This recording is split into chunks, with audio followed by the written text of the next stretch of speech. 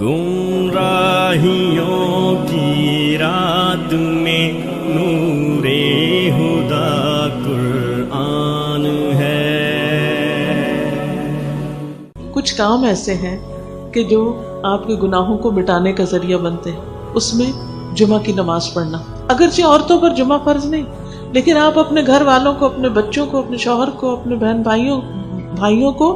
جمعہ کی تلقین کریں، کیونکہ افسوس کے ساتھ کہنا یہ پڑتا ہے کہ اب عین جمعے کے وقت بھی بازار کھلے ہوئے ہوتے ہیں، بعض اوقات لوگ ادھر ادھر گھوم پھر رہے ہوتے ہیں اور جمعہ بھی چھوڑ دیتے ہیں۔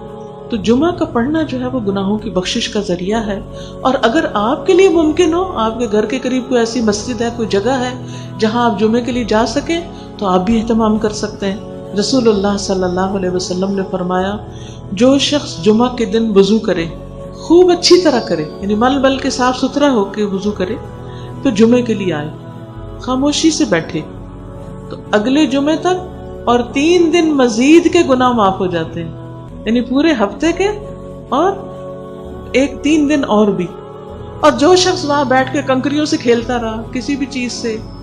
تو وہ اللہ کام میں مشغول رہا، اس کا پھر جمعہ نہیں، کیونکہ وہاں خاموشی سے بیٹھ کے خطبہ سننا اور اچھی سے نماز پڑھنا ضروری ہے۔ تو یہ ایک نیکی کا کام ہے جس سے گناہوں کی معافی ہوتی ہے۔ دوسرا، آدھی رات کو نماز پڑھنا، تہجد پڑھنا۔ نبی صلی اللہ علیہ وسلم نے فرمایا، صدقہ کرنا اور آدھی رات کو انسان کا نماز پڑھنا گناہوں کو دور کر دیتا ہے۔ بعض لوگ ایسے بھی ہیں کہ جن کی رات کو آنکھ کھل جاتی ہے پریشانیوں سے، وہ لیٹ کے بستر پہ کروٹیں بدلتے رہتے ہیں، پریشان ہوتے رہتے ہیں، اٹھتے نہیں۔ اس وقت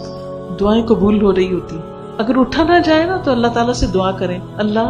تو مجھے معاف کر دے اور مجھے اٹھ کے عبادت کی توفیق دے۔ اگر 1 دن نہیں، 2 دن، 3 دن مسلسل آپ دعا کرتے رہیں، میں آپ کو گارنٹی دیتی ہوں انشاءاللہ آپ اٹھنا شروع ہو جائیں گے، تو اللہ تعالیٰ تہجد کی توفیق دے گا،